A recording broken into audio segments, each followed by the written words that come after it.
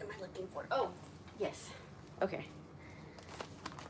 I needed my e-reader.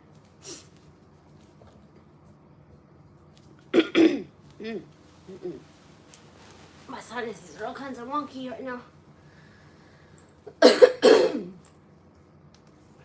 Let me see. Give me just 1 second.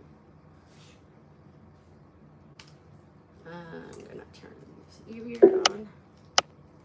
Okay, and I'm going to turn, whoops, sounds off.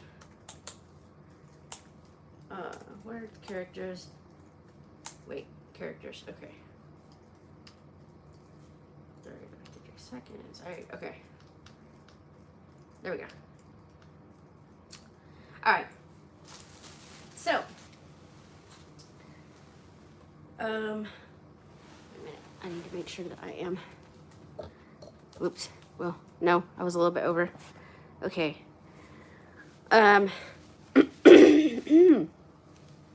Oh my God. My sinuses are really messing with me today.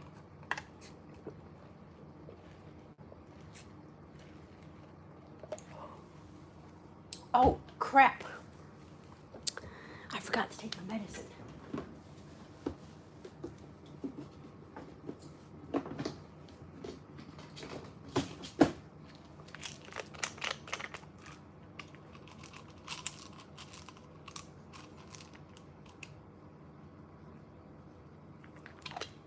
So, did y'all know that they have flavored heartburn medicine in the pill form?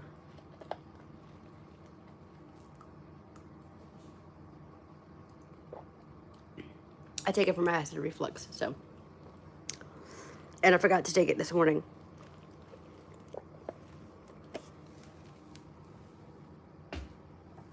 So. All right. Okay. So. What did I do with my e-reader? No, hold on. I need my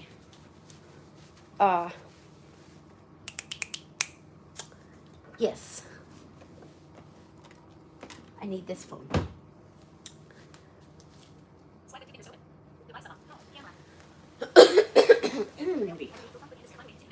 Oh, shut up. Ah! That's what I wanted to do. Okay.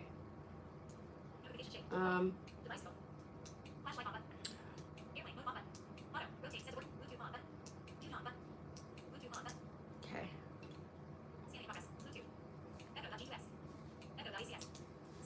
All right. Now connected to Ashley's Galaxy S20. Okay.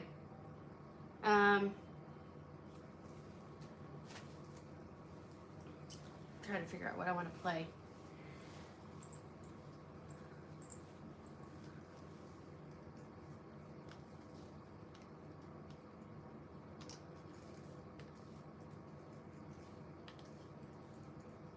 Yes, baby, you made it. You finally made it. Okay.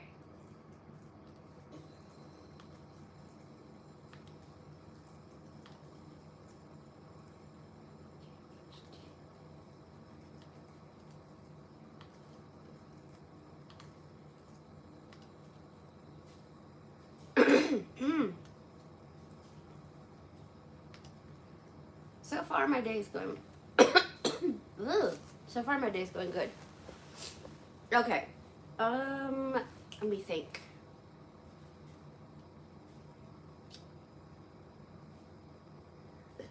What do I want to read? Echo Dice, DREOT Echo 739. Ooh, ow. Oh, messages. Hey, Bixby. Open Bard Mobile. Bar mobile. Bar mobile /read. Book is fully initialized. Bar mobile. Now reading. Bar mobile. Okay. Let me see. Sleep off. 5% progress. Elapsed 2 hours, 39 minutes, 27 seconds, 44 hours, 20. Level 1, chapters. The Count of Monte Cristo. The Count of Monte Cristo, yeah. Okay. So this is actually what I'm gonna read while I'm eating because I normally listen to podcasts, but I don't have any podcasts to listen to today, so I'm just gonna read this book. Play. Y'all get to watch me eat and read a book. Boring, right? No, I'm just kidding. Stop. Marry a pretty girl who loves you, and these two pieces of good fortune may have excited the envy of someone. You are right. You know men better than So- I do, and what you say may possibly be the case, I confess. I All prefer right. not knowing them, because then I should be forced to hate them. You are wrong. You should always strive to see clearly around you. You seem a worthy young man. I will depart from the strict line of my duty to aid you in discovering the author of this accusation. Here is the paper. Do you know the writing? As he spoke, Villefort drew the letter from his pocket. Hold on. Music at 100%. Volume down. Hold on.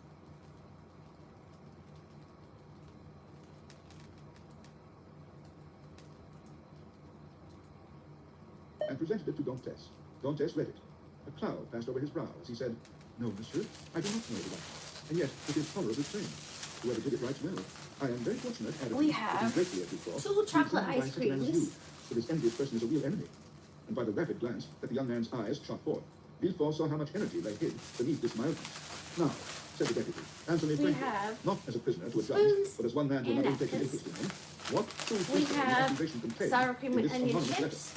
And Villefort threw disdainfully on his bureau the letter Dantes had just given back to him. And we None have at all. I will tell you the real facts.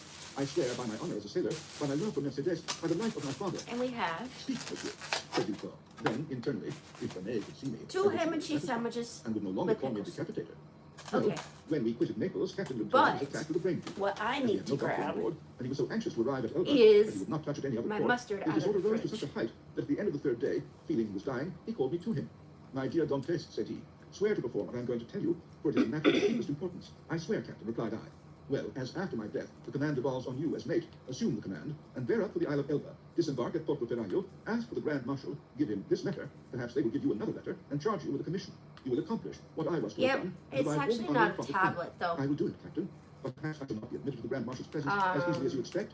Here is a ring that will obtain audience of him and remove every difficulty," said the captain. At these words, he gave me a ring. Wait. It was time. 2 hours after, he was want one delirious. what left? The next day, he died. One of the sandwiches did you do or the wrong? ice cream. What I ought to have done, and what everyone would have done in my place. Tú me dices, mi Everywhere, amor. the last requests of a dying man are sacred, but amongst sailors, the last requests of Hold a on. superior are commands. I say, Give me the just island one second, guys. where I arrived the next day. I ordered everybody to remain on board and went on shore alone. As I had expected, I found some difficulty in obtaining access to the Grand Marshal, but I sent the ring I had received from the captain to him and was instantly admitted. He questioned me concerning Captain Leclerc's death, and as the latter had told me, gave me a letter to carry on to a person in Paris. I undertook it because it was what my captain had bade me do. I landed here, regulated the affairs of the vessel, and hastened to visit my affianced bride, whom I found more lovely than ever. Thanks to Monsieur Morel, all the forms were got over. In a word, I was, as I told you, at my marriage feast, and I should have been married in an hour. And tomorrow, I intended I to need start to for slide Paris. that chair back up Ah, underneath, said back Villefort. over there. This seems to be the Cute. truth. If you have been culpable, Oh. it was imprudence, and this imprudence was Because legitimized by the orders that of way the I captain. don't trip over it. Give up this letter you have brought from Elba, and pass your Okay, word to the I have port mustard. as you required, and go and rejoin Now I your friend. just need to I am free then, sir. open up one of cried these Don Tess spoons. swiftly. Yes, Where the but first give me this fuck letter. is my tripod? You have Oh, already, for here it it is is. taken from me with some others, which I see in that packet. Stop a moment, said the deputy. Don Tess took his hat and gloves. To whom is it addressed? Okay. To Monsieur Noirtier, Rue I Coq-Héron, Paris. need. And a thunderbolt fallen into the room. Okay. Villefort could not have been more I need to stupefied. figure out how I'm going He to. sank into Okay, his seat here. and hastily Oh, turned the packet jeez. drew forth the fatal Damn. letter, at which he glanced Oh. with an expression of terror. This mustard's fucking Monsieur freezing cold. Noirtier, Rue Coq-Héron, Okay. number 13. I Number 3, need Florence Taylor. Yes, said Dantes. Do you one of then know these him? No, spoons. replied Villefort. A faithful servant of the king And I does need not to know save the other conspiracy. one for ice creams. It is a conspiracy, then? Asked Dantes, who, after believing himself free, now began to feel a tenfold alarm. I have already told you, however, sir, I was ignorant of the Ah, contents of the amorcito. letter. Yes. But you knew the name of the Encontré person to whom it was addressed, said Villefort. embarred. I was forced to give you address to know whom to give it. Have you shown this letter to anyone? Asked Villefort, becoming still more pale. No, Encontré on my un honor. libro Everybody en is ignorant that you are español. the bearer of a letter from the Isle of Elba and addressed to Monsieur Noirtier. Si Everybody, quieres, except the person who gave it to me. em, Too much, murmured Villefort. Villefort's brow darkened more and more. His white lips and clenched teeth filled Si Dantes quieres, with apprehension. em, After reading the letter, podemos Villefort covered his face with his hands. leer Oh, o said vas a Dantes escuchar timidly. What is the matter? Villefort made no Ah, answer, but raised his head at the expiration of a few algún seconds libro and began o to lo peruse que the sea. letter. You give me your honor. Pero- You are ignorant of the contents of Pero this letter. es tu I give you my decisión. honor, sir, said Dantes. But what is the matter? You are ill. Shall I ring for assistance? Shall I call? No, said Villefort, rising hastily. Stay where you are. It is for me to give orders here and not you. Monsieur, replied Dantes proudly, it was only to summon assistance for you. Okay. I want none. It was a temporary indisposition. Attend to yourself. Answer me. How am I? Dantes waited, expecting a question, but in vain.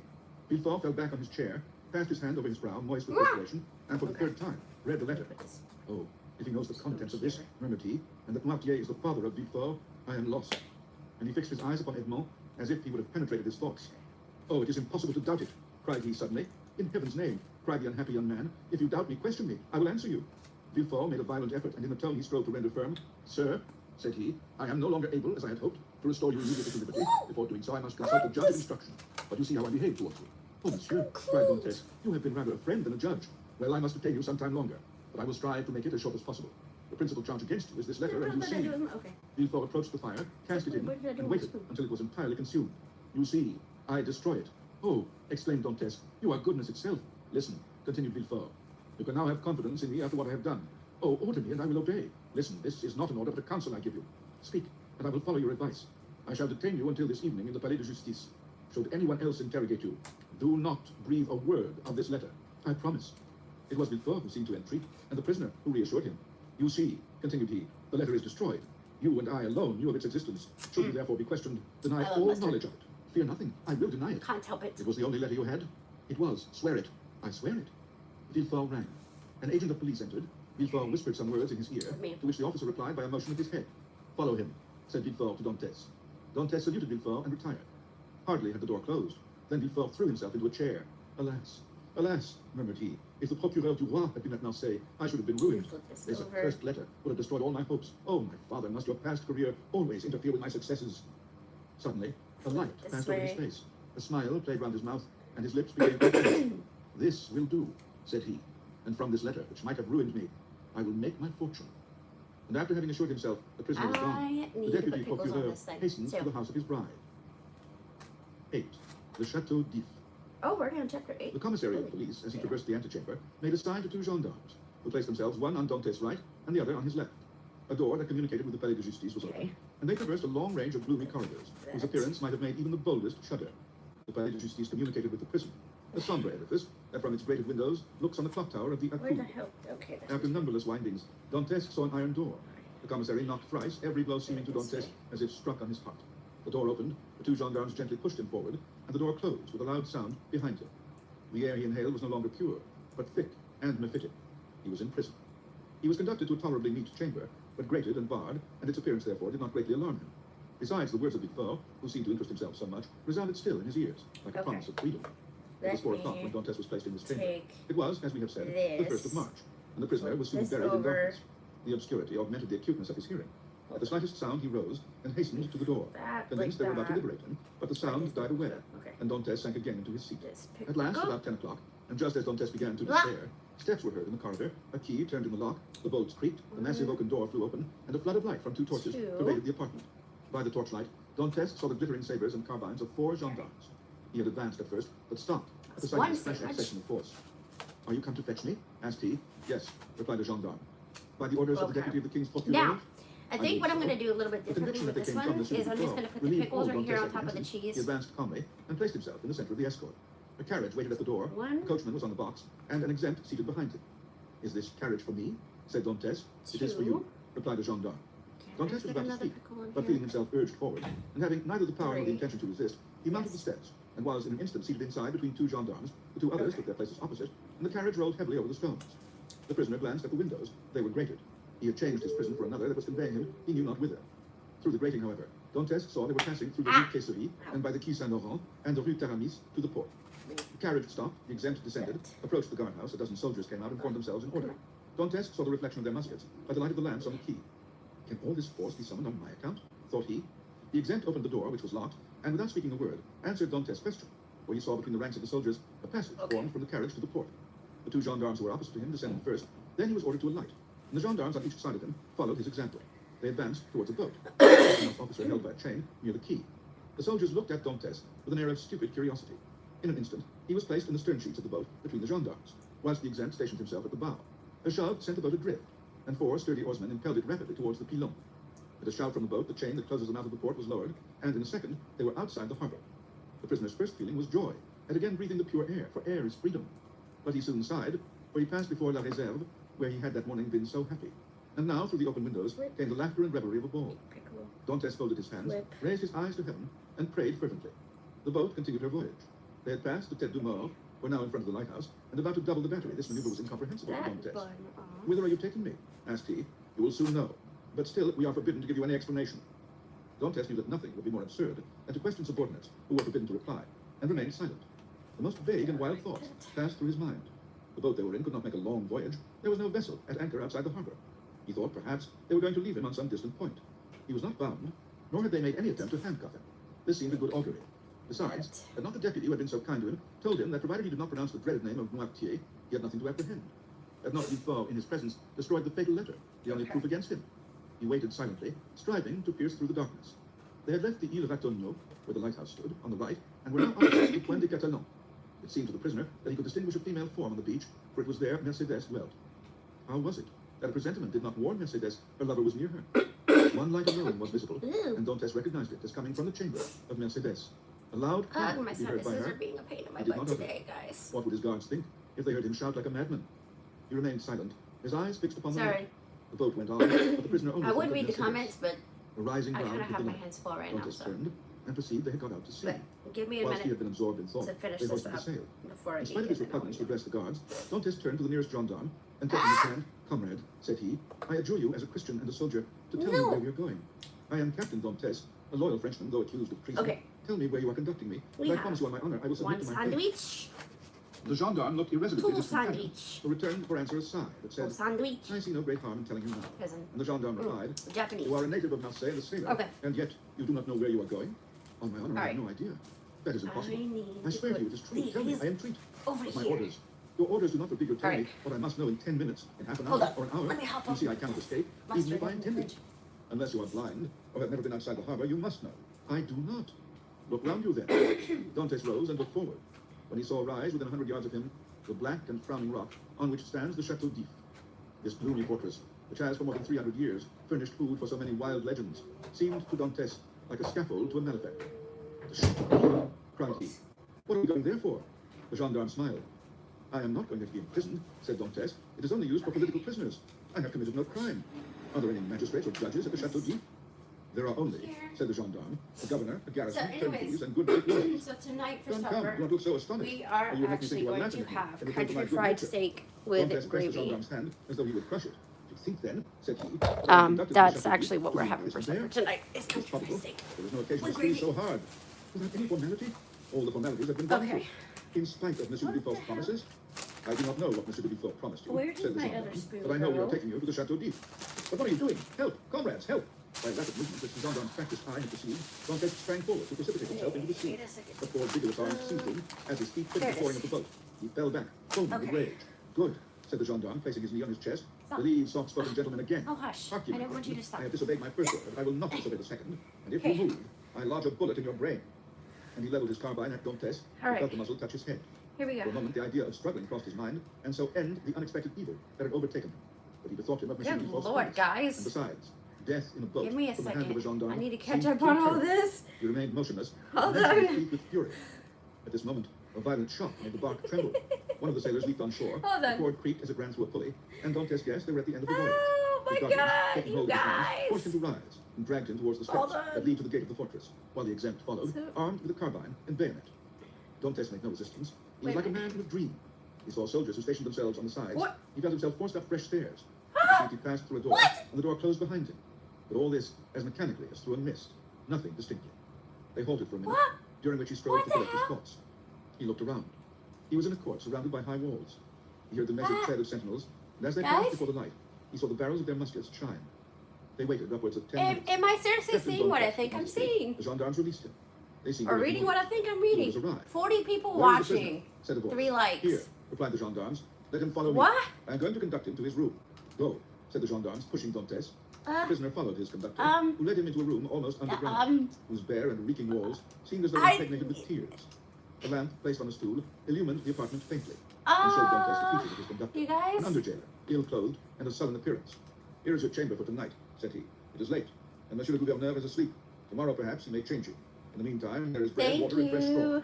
That is all a prisoner can wish for. Good night." And before Dantes could open his mouth, Before he had Trick. noticed where the jailer placed his Trick- bread or the water, before he had glanced towards the corner where the straw was, the jailer disappeared, taking Is with it- him the lamp. Is it trick or Don court? Tess was alone, in darkness, It looks like. and in silence, cold as the shadows that he felt breathe on his burning forehead. Oh yeah, With the first sandwich. dawn of Okay, day, the got jailer you. returned, with orders to leave Dantes where he was. He found the prisoner in the same position, as if fixed there, his eyes swollen with weeping. He had passed the night standing, and without sleep. The jailer advanced. Dantes appeared not to perceive him. He touched him on the shoulder. Edmond Oh. started. Have you I not am slept? not forgetting. said the I did jailer. not forget the pickles. I do Don't not worry. know, replied Dantes. The jailer stared. Are you hungry? Continued he. Oh, I love I do not horseradish. Do you wish for anything? I wish to see the governor. Oh, The jailer shrugged his wait. shoulders and left the chamber. Hold on. Dantes followed him with his eyes, and stretched forth his hands towards the open door. But the door closed. All his emotion then burst forth. He cast himself on the ground, weeping bitterly, I am so and asking lost, himself guys. what crime he had committed that he was thus punished. The day passed thus. He scarcely tasted food, but walked round and round the cell, like a wild beast in its Raphael. cage. One thought in particular tormented him, namely, that during his journey hither he had sat so still, whereas he might a dozen times have plunged into the sea, and thanks to his powers of swimming, for which he was famous, have gained the shore, concealed himself until the arrival of a Genoese or Spanish vessel, escaped to Spain or Italy. I where do Mercedes not and speak his father could have joined him. Portuguese. He had no fears as to how he should live. Good seamen Thank are you, welcome Jay. everywhere. He spoke Italian like a Tuscan, and Spanish like a Castilian. He would have then What? been happy, whereas he was now confined in the Chateau d'If, ignorant of the Did future you see my destiny of his face? father and Mercedes. And all this because he had What? trusted to Villefort's promise. What The the? thought was maddening, and Dantes threw himself furiously down on his straw. Oh, The next morning, Oh my the God. jailer made his appearance. Well, said the jailer, I "Are wanna you all ready to cry." go today?" Dantes made no reply. Come, take courage. Do you want anything in my power to do for you? I wish to see the governor. I have already told you it was impossible. Why so? Because it is not allowed by I the really rules. do want to cry. What is allowed then? Like, Better I paper was to not paper, expecting books, this. And leave to walk about. I do not want books. I am satisfied with my food, and I do not care to walk about, but I wish to see the governor. If you worry me by repeating the same thing, I will not bring you any more to eat. Well then, said Edmond, if you do not, I shall die of famine, that is all. The jailer saw by his tone he would be happy to die. And as every prisoner is worth 6 yes, we can eat in now. a subdued tone, what you ask is impossible. But if you are very well behaved, you will be allowed to walk about, and someday you will meet the governor. And if he chooses to reply, that is his affair. But, ask Oh my Dantes, God. how long shall I have to wait? Ah, a month, 6 months, a year. It is too long a time. I wish to see him at once. Ah, said the jailer, do not always brood over what is impossible, or you will be mad in a fortnight. What? You think so? Oh shit. Yes, we have Wait, an instance that's here. not gonna It work. was by almost offering $1,000,000 francs to the governor for his liberty that an abbé became mad, who was in this chamber before you. How long has he left it? 2 years. Was he liberated then? No, he was put in a dungeon. Listen, said Dantes, I am not an I am abbé, so not like- mad. Perhaps I shall be, but at present, unfortunately, I am not. I will make you another offer. What is that? I do not offer you $1,000,000 because I have it not. But I will give you 100 crowns if the first time you Whoops. go to Marseille, Hold you on. seek out a young girl named Mercedes at the Catalans and give her 2 lines from me. If I took them and were detected, I should lose my place, which is worth 2,000 francs a year, so that I should be a great fool to run such a risk for 300. Well, said Dantes, mark this. If you refuse at least to tell Nah, Mercedes I'm here, I just ate my will chips, someday hide like, myself behind the door, and when you enter, I will dash out your brain with a separate stool. from the sandwich. Yes, cried the jailer, retreating and putting himself on the defensive. You are certainly going mad. The abbé began like you, and in 3 days you will want a straight waistcoat. But fortunately there are dungeons here. Dantes whirled the stool round his head. Oh, said the jailer, you shall see the governor at once. That is right, returned Dantes, dropping the stool, and sitting on it, as if he were in reality mad. The jailer went out, and returned in an instant with a corporal and 4 soldiers. By the governor's orders, said he, conduct the prisoner to the story beneath. To the dungeon then, said the corporal. Yes, we must put the madman with the madman. The soldiers seized Dantes, who followed passively. He descended 15 steps, and the door of the dungeon was opened and he was thrust in. The door closed, and Dantes advanced with outstretched hands until he touched the wall. He then sat down in the corner, until his eyes became accustomed to the darkness. The jailer was right. Dantes wanted but little of being utterly mad. Alright, Miss Yellow. 9. What are we up to The evening now? of the betrothal. As far as views. Villefort had, as we have said, hastened back to the Place du Grand Cour, and on entering the house found all the guests in the salon at coffee. René was, with all the rest of the company, anxiously awaiting him, and his entrance was followed by a general exclamation. Well, Decapitator, guardian of the state, Brutus, what is the matter? Said Well, one. yeah. Are we threatened with a fresh reign of terror? Asked another. As the Corsican I started overlord reading loose, this cried a book. third. Said when Villefort, did I start approaching his reading future it? mother-in-law, I request your pardon for thus leaving you. Monsieur le Marquis, honor me by a few moments' private conversation. This affair is really serious, then? Asked the Marquis, remarking the cloud on Villefort's brow. So serious that I must take leave of you for a few days. So, added he, turning to René, judge for yourself, if it be not important. You are going to leave us? Cried René, unable to hide her emotion. Alas, returned Villefort, I must. Where then are you going? Asked the Marquise. That, madame, is the secret of justice. But if you have any commissions for Paris, a friend of mine is going there tonight. The Oh. guests looked at each other. 24 minutes You wish to already. speak to me alone? Said the Marquis. Yes, let us go into your cabinet. The Marquis took his arm and left the salon. Well, asked he, as soon as they were in his closet, tell me, what is it? an affair of the greatest importance that demands my immediate presence in Paris. Now, excuse the indiscretion, Marquis, but have you any funded Oh property? my God! Well, my fortune is in the funds. 700,000 or 800,000 francs. Then sell out. Sell Guys, out, Marquis, as soon as you can. Eh? How can I sell out here? You I a broker, have never not? had this many Yes, people then give me a letter to him and tell him to sell out without an instant's look delay. at my Or else even now I lives. shall arrive Okay, it too went late. from 71 to Said the 55. Marquis, let us lose no time then. And sitting down, he wrote a letter to his broker, ordering him to sell out at any loss. Now then, said Villefort, placing the letter in his pocketbook, write another. To whom? To the king. I dare not write to his majesty. I do not ask you to write to his majesty, but ask Monsieur de Salvieux to do so. I want a letter that will enable me to reach the king's presence So- without all the formalities of demanding an audience that would occasion a loss of time. But address yourself to the keeper of the seals. He has the right of entry and can procure you audience. Doubtless. Okay. But there is no occasion to divide the merit of my discovery with We him. have The keeper would leave me in the background and take all the honor to himself.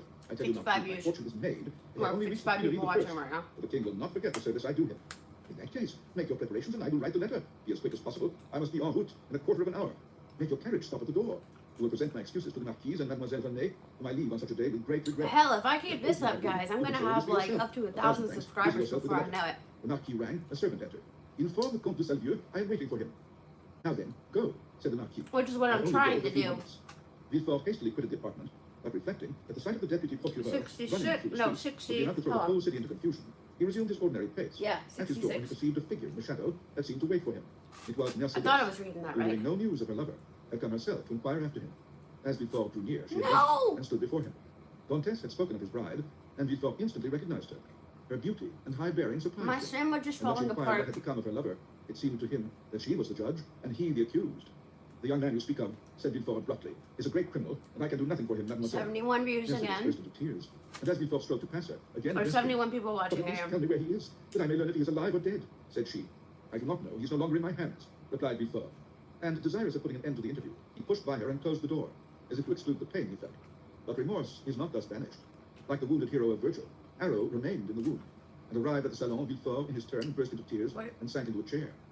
The man he sacrificed to his 60? ambition, that Wait, we innocent have- victim he made pay the penalty Hold of his on. father's faults, appeared to him pale and threatening, leading his affianced bride by the hand and bringing with him remorse, not such as the ancients figured, furious and terrible, 68. but that slow and consuming agony, whose pangs cease only Okay, with hold life. on. Then he had a moment's hesitation.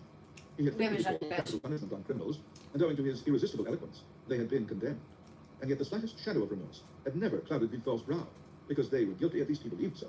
But here was an innocent man whose happiness he had destroyed. In this case, Thank he was not you the so judge, but the much. executioner. As he thus reflected, he felt the sensation we have described, and which had hitherto been unknown to him, arise in his bosom and fill him with vague apprehensions. It is thus that a wounded man trembles instinctively at the approach I do of have injury something his to drink. wound until it be healed. But Villefort was one of those that never close, or if they do, Sweet only tea. to reopen, more agonizing than ever. If, at this moment, the sweet voice of Renee had sounded in his ears pleading for mercy, or the fair Mercedes had entered Wait. and said, "In the name of God, I conjure you There, to restore me okay. my affianced husband," his cold and trembling hands would have signed his release.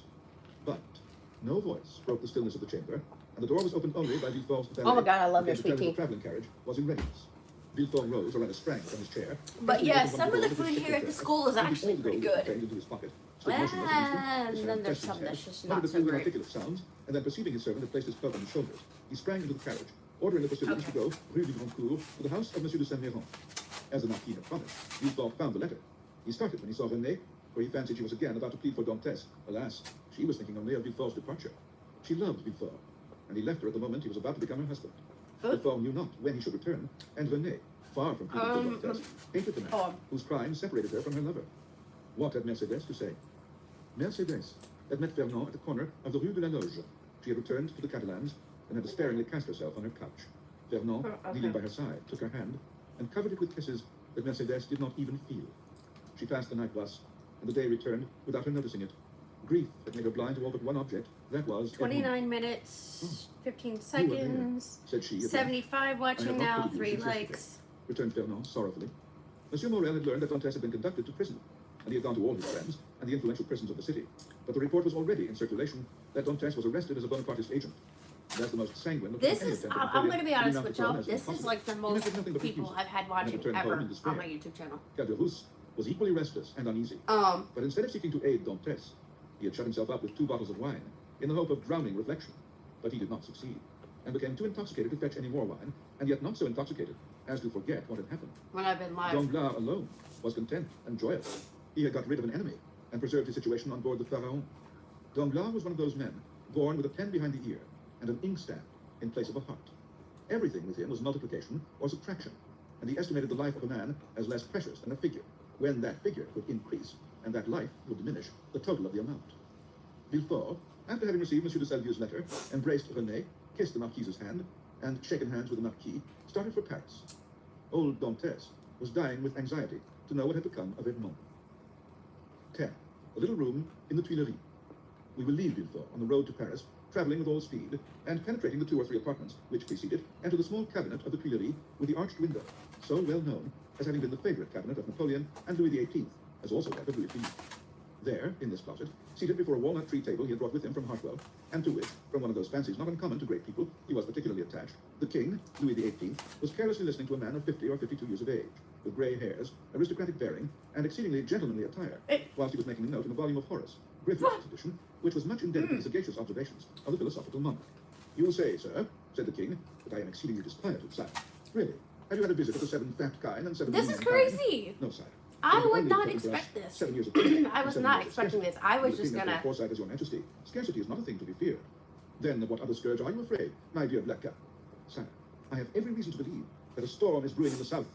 Well, my dear Duke, replied Louis XVIII, I think you are wrongly informed, and know positively that on the contrary, it is very fine weather in that direction. Man of ability as he was, I was just Louis gonna XVIII go laughed at live. that jest. Sire, And just continued eat Monsieur de lunch. Blacas, if it only be to And be a then faithful servant, will your majesty send to possibly, Languedoc, Provence, and Dauphiné trusty men who bring will out my back a guitar. report as to the feeling in these 3 provinces? Or my Animus ukulele solus, and play it. replied the king, continuing the annotations in his Horace. Sire, replied the courtier, laughing, in order that he might seem to comprehend the quotation, your majesty may be perfectly right in relying on the good feeling of France, but I fear I am not altogether wrong in dreading some desperate attempt. By whom? By Bonaparte, or at least his party. My dear Blacas, said the king, you with your alarms prevent me from working, and you, sire, prevent me from sleeping with your security. Wait, my dear sir, wait a moment, for I have such a delightful note on the Pastor Cohen Traheret. Wait, and I will listen to you afterwards. There was a brief pause, during which Louis XVIII wrote, in a hand as small as possible, another note on the margin of his Horace. And then, looking at the Duke with the air of a man who thinks he has an idea of his own, whilst he is but commenting upon the idea of another, he said, Go on, my dear Duke, go on, I listen. Sire, said Blacas, who had for a moment the hope of sacrificing Villefort to his own profit, I am compelled to tell you that these are not mere rumors, destitute of foundation, which thus disquiet me, but a reflective man deserving all my confidence, and charged by me to watch over the south. The Duke hesitated as he pronounced these words. Has arrived post to tell me a great peril threatens the king, and then I hasten I'm to listening to a book. Mala ducis avidum, continued Louis XVIII, still annotating. Does your majesty wish me to cease as to this subject? By no means, dear Duke, but just stretch out your hand. Which? Whichever you please. There, to the left. Here, sire, I tell you to the left, and you seek the right. I mean on my right. Yes, there. You will find the report of the Minister of Police of yesterday. But here is Monsieur d'André himself. And Monsieur d'André, announced by the Chamberlain in waiting, entered. Come in, said Louis XVIII with an imperceptible smile. Come in, Baron, and tell the Duke all you know. The latest news of Monsieur de Bonaparte. Do not conceal anything, however serious. Let us see, the island of Elba is a volcano, and we may expect to have issuing thence flaming and bristling war. Bella, horrida bella. Monsieur d'André leaned very respectfully on the back of the chair with his 2 hands, and said, Has your majesty perused yesterday's report? Yes, yes, but tell the Duke himself, who cannot find anything, what the report contains. Give him the particulars of what the usurper is doing in his islet. Monsieur, said My the Baron, toes are cold. all the servants of his majesty must approve of the latest intelligence which we have from the island of Elba. Bonaparte, Monsieur d'André looked at Louis XVIII, who, employed in writing a note, did not even raise his head. Bonaparte, continued the Baron, is 33 nearly weary, minutes. and perishes all days in watching his 42 miners at work seconds. at Porto Longone. 56 Then scratches watching, himself for 4 an insult, likes. added the king. Scratches himself? Inquired the Duke. What does your majesty mean? Yes, indeed, my dear Duke. Did you forget that this great man, this hero, this demigod, is attacked with a malady of the skin, which worries him to death, poor ego? And moreover, Monsieur, continued the Minister Okay. of Police, we are almost We're assured gonna that eat in a the very chips short time, next. the usurper will be insane. Insane to a degree. His head becomes weaker. Sometimes he leaps today, sometimes he laughs boastfully, at other times he crashes hours on the seashore, flinging stones in the water. And when the flint makes duck and break 5 or 6 times, he appears as delighted, as if he had gained another Marengo, or Austerlitz. Now, you must agree, these are indubitable symptoms of weakness. Or of wisdom, Monsieur le Baron, or of wisdom, said Louis XVIII, laughing. The greatest captains of antiquity recreated themselves with casting pebbles into the ocean. See Plutarch's life of Scipio Africanus. Monsieur de Blacas pondered deeply in this blind repose of monarch and minister. Villefort, who did not choose to reveal the whole secret, lest another should reap all the benefit of the disclosure, had yet communicated enough to Amorcito. cause him the greatest uneasiness. Así Amber me mandó un mensaje. Bueno, Blacas is not yet convinced. Let us proceed le therefore mandé un to the mensaje esta usurper's mañana. conversion. The Minister of Police vowed. The usurper's conversion, murmured the Duke, looking at the king and Saludándola. spoke alternately, like Virgil's shepherds. The usurper Y conversion. todo eso. Decidedly, my dear Duke. Y ella me In what estaba way diciendo, converted? Good principles. Explain all about it, Baron. Why, this is it, Monsieur le Duc. que para el said the minister, the desayuno bravest air in the world. Napoleon lately had a review. And as 2 tuvieran or 3 of his old veterans testified of un desire to return pizza. to France. He gave them their dismissal. Un pizza and informed them to serve the de good king. desayuno. These were his own words, Monsieur le Duc. Pero and certain of su that. pizza de Well, desayuno, Blacas, what think you of this? Inquired the king triumphantly, and pausing for a moment from the voluminous scullion before him. I say, sir, No, no. that the Minister of Police is No, greatly no. esteemed, or I am. And as it is impossible, it can be Well- the Minister of Police, as he has the guardianship of the safety and honour of your Majesty, it is probable I am in error. However, sire, if I might advise, your Majesty will interrogate the person of whom I spoke to you, and I will urge your Majesty to do him this honour. Most willingly, Duke. Under your auspices, I will receive any person you please, but with arms in hand. Monsieur le Ministre, have you any report more recent than this, dated the 20th February, and this is the 4th of March? No, sire, but I am hourly expecting one. It may have arrived since I left my office. Go thither, and if there be none, well, well, continued Louis XVIII, make one. That is the usual way, is it not? And the king laughed facetiously. Oh, sire, replied the minister, we have no occasion to invent any. Every day our desks are loaded with most circumstantial denunciations coming from crowds of individuals who hope for some return for services which they seek to render but cannot. They trust to fortune and rely that some unexpected event will give a kind of reality to their predictions. Well, sir, go, said Louis XVIII, and remember that I am waiting for you. I will but go and return, sire. I shall be back in 10 minutes. And I, sire, said Monsieur de Blacas, Chips will go are and find my sharp messenger. onion. Wait, sir, wait, said Louis XVIII. Really, Monsieur de Blacas, I must change your armorial bearings. I will give you an eagle with outstretched wings, holding in its claws a prey, that tries in vain to escape, and bearing this device, 10x. Sire, I listen, said de Blacas, biting his nails with impatience. I wish to consult you on this passage. Molli fugies angelitu. You know it refers to a stag flying from a wolf. Are you not a sportsman and a great wolf hunter? Well then, what do you think of the Molli angelitu? Admirable, sire. But my messenger is like the stag you referred to, for he has posted 220 leagues in little more than 3 days, which is undergoing great fatigue and anxiety, my dear Duke, when we have a telegraph which corresponds in 3 or 4 hours, and that without putting it the least in the world out of breath. Ah, sire, you recompense but badly this poor young man. who Yeah, has it gone was so far, funny. and with so much ardor to give your Majesty useful because information. she was like, Only for the sake of Monsieur de she was like, Chaldieu, well, who she was recommends like, they you to had breakfast keep your pizza this Majesty morning, so you didn't miss gracefully. anything. Monsieur de Chaldieu, no, I was like, no. not say it, and rightly thence.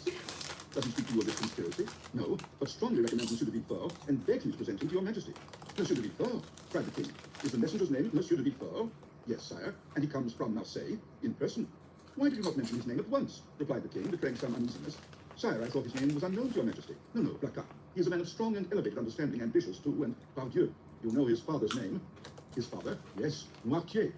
Noirtier, the Girondin, Noirtier, the senator, he himself. And your Majesty has employed the son of such a man? Blacas, my friend, you have but limited comprehension. I told you Villefort was ambitious, and to attain his ambition, Villefort would sacrifice everything, even his father. Then, sire, may I present him? This instant, Duke, where is he? Waiting below in my carriage. Seek him at once. I hasten to do so. The Duke left the royal presence with the speed of a young man. His really sincere royalism made him youthful again. Louis XVIII remained alone, and turning his eyes on his half-open chorus, muttered, Fustum et tenacem propositi virum. Monsieur de Blacas returned with the same rapidity he had descended. In the antechamber, he was forced to appeal to the king's authority.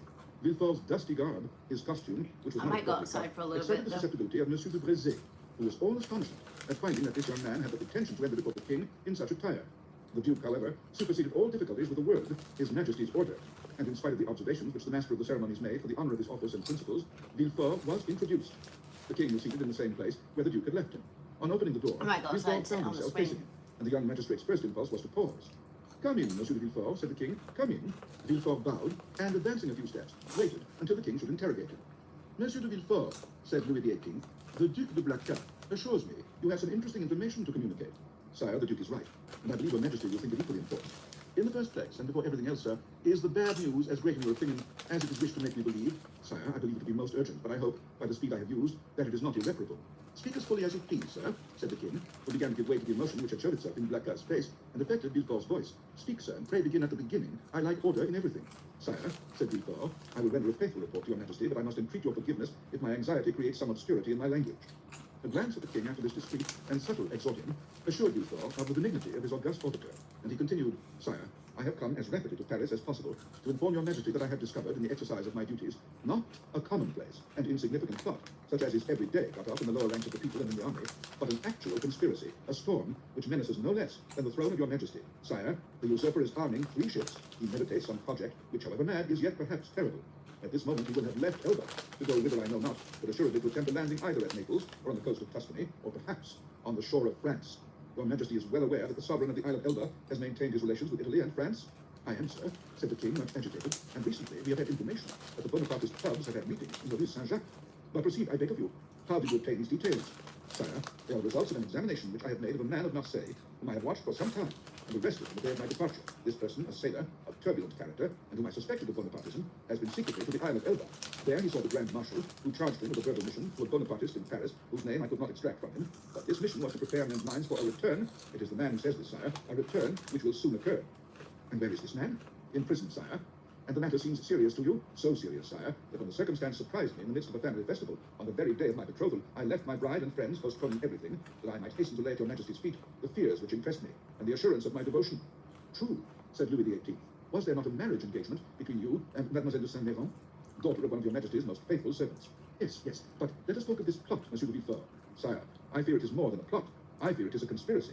A conspiracy in these times, said Louis XVIII, smiling, is a thing very easy to meditate, but more difficult to conduct to an end. Inasmuch as we established so recently on the throne of our ancestors, we have our eyes open at once upon the past, the present, and the future. For the last 10 months, my ministers have redoubled their vigilance in order to watch the shore of the Mediterranean. If Bonaparte landed at Naples, the whole coalition would be on foot before he could even reach Piombino.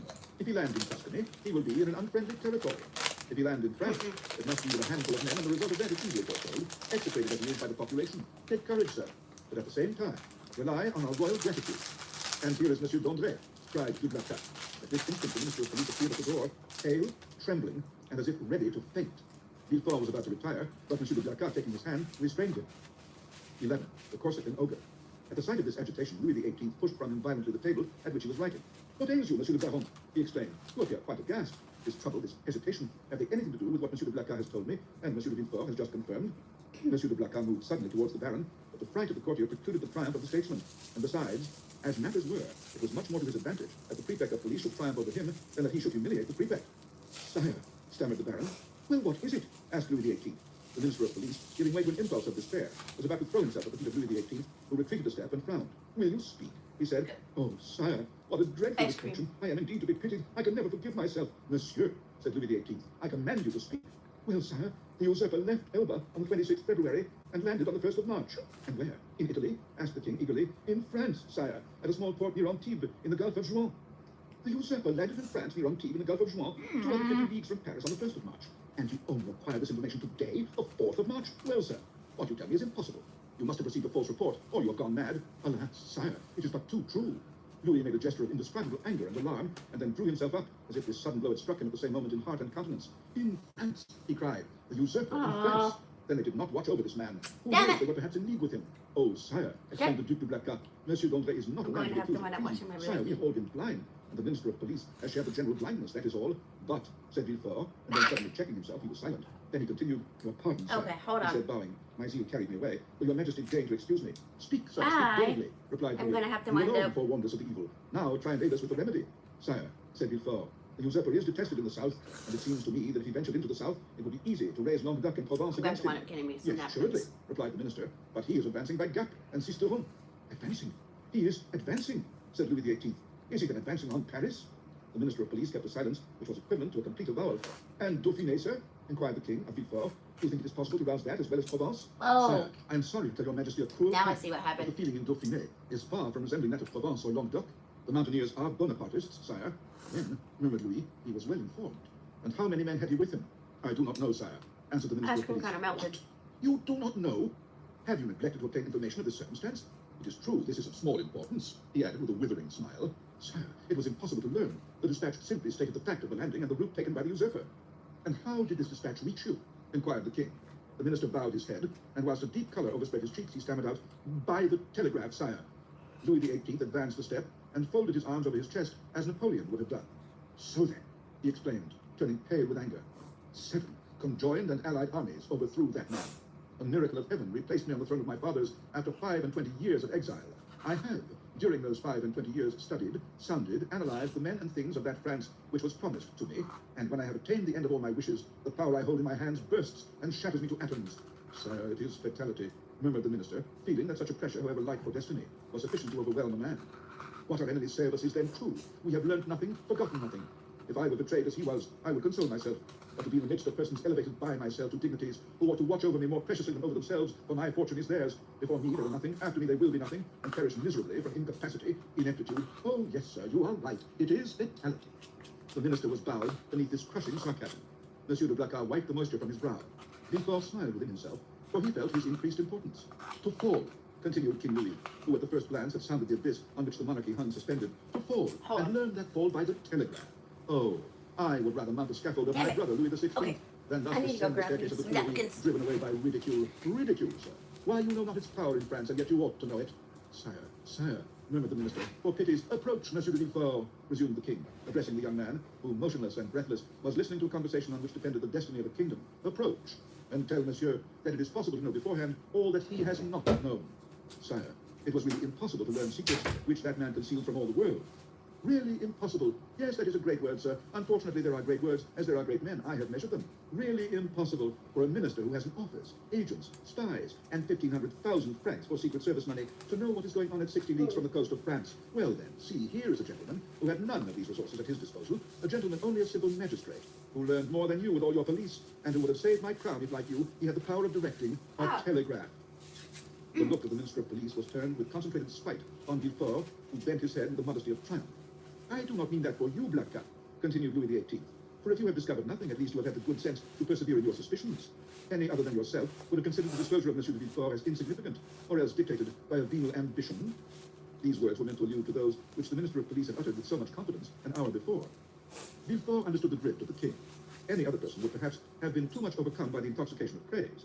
But he feared to make for himself a mortal enemy of the police minister, although he perceived d'André was irrevocably lost. In fact, the minister who, in the plenitude of his power, had been unable to penetrate Napoleon's secret, might, in the convulsions of his dying throes, penetrate his, Villefort's, secret, for which end he had but to interrogate Dantes. He therefore came to the rescue of the crestfallen minister, instead of aiding to crush him. Sire, said Villefort, the rapidity of the event must prove to your majesty that God alone can prevent it by raising a tempest. What your majesty is pleased to attribute to me as profound perspicacity is simply owing to chance, and I have profited by that chance. Like a good and devoted servant, that's all.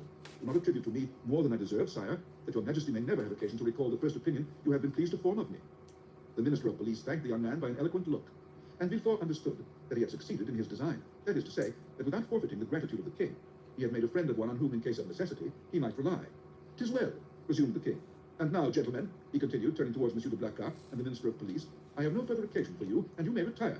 What now remains to do is in the department of the minister of war."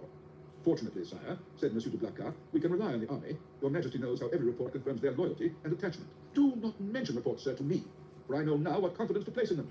Yet, apropos of reports, Monsieur le Baron, what intelligence have you as to our affair in the Rue Saint-Jacques?" "The affair in the Rue Saint-Jacques," exclaimed Villefort, unable to repress an exclamation. Then, suddenly pausing, he added, "Your pardon, sire, but my devotion to your majesty has made me forget, not the respect I have, for that is too deeply engraven in my heart, but the rules of etiquette." "Say and act, sir," replied the king. "You have acquired the right to inquire." "Sire," replied the minister of police, "I came this moment to give your majesty fresh information which I had obtained on this head, when your majesty's attention was attracted by this terrible affair of the Gulf, and now these facts will cease to interest your majesty." "On the contrary, sir, on the contrary," said Louis XVIII. "This affair seems to me to have a decided connection with that which occupies our attention, and the death of General Quesnel will perhaps put us on the direct track of a great internal conspiracy." At the name of General Quesnel, Villefort trembled. "All combined, sir," said the minister of police, "to ensure the probability that this death is not the result of a suicide, as we at first believed, but of an assassination. General Quesnel had quitted, as it appears, a Bonapartist club when he disappeared. An unknown person had been with him that morning, and made an appointment with him in the Rue Saint-Jacques. Unfortunately, the general's valet de chambre, who was dressing his hair at the moment when the stranger entered, heard the street mentioned, but did not catch the number." As the police minister related this to the king, Villefort, who seemed as if his very existence hung on his lips, turned alternately red and pale. The king looked towards him. "Do you not think with me, Monsieur de Villefort, that General Quesnel, whom they believed attached to the usurper, but who was really entirely devoted to me, has perished the victim of a Bonapartist ambush?" "It is probable, sire," replied Villefort. "But is this all that is known?" "They are on the traces of the man who appointed the meeting with him." "On his traces?" said Villefort. "Yes, the servant has given his description. He is a man of from 50 to 52 years of age, brown with black eyes, covered with shaggy eyebrows, and a thick moustache. He was dressed in a blue frock coat, buttoned up to the chin, and wore at his buttonhole the rosette of an officer of the Legion of Honor. Yesterday, an individual was followed, exactly corresponding with his description, but he was lost sight of at the corner of the Rue de la Justienne and the Rue Coq-Héron." Villefort leaned on the back of an armchair, for in proportion as the minister of police spoke, he felt his Now I legs can bend put under him. But when he learned that the these unknown had napkins escaped the back. vigilance of the agent who followed him, he breathed again. Because I "Continue to didn't seek use for this any man, of them. sir," said the king to Except the for minister one. of police. "For if, as all conspires to convince me, General Quesnel, who would have been so useful to us at this moment, has been murdered, his assassins, Bonapartists or not, shall be cruelly punished." It required all Villefort's sang-froid, not the word of terror, Yeah, in which it's the this reason declaration why I became grab a inspired. crap ton of napkins On when I stage, go into the continued cafeteria. King with some asperity, the police thinks all is safe. Just when it to says be a on the murder has safe been side committed, because and I never particularly know when badges, I'm going and to we are on need the them. case of the guilty persons. Sire, your Majesty will, I trust, be amply satisfied on this point, at least. Oh, Please, my you see, nose. I will no longer detain you, Baron. Monsieur de Villefort, you must be fatigued after so long a journey. Go and repose yourself. There we go. Okay.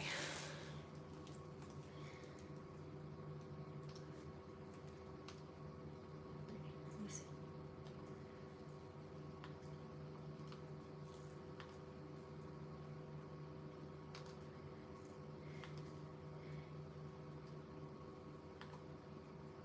Oh yes, I love dessert pizza. Hi, Rafael.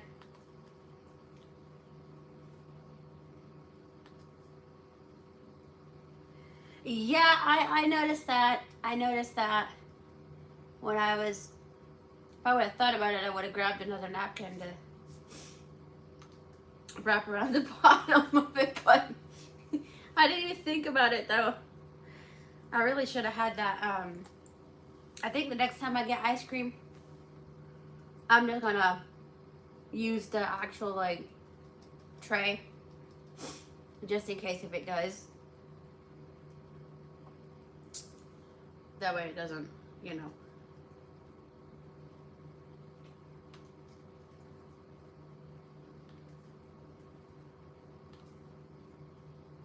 Hi Matt, yes, I had a pretty good lunch, thank you. Okay, 38 watching, 5 likes, 51 minutes, 25 seconds. Okay guys. I'm going to actually end this one. I'm going to end it here. But here in just a little bit, I will take you guys outside with me. And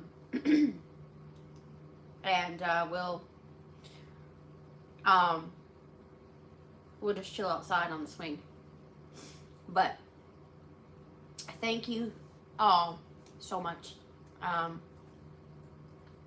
for joining me, and I will talk to y'all soon. All right, bye for now.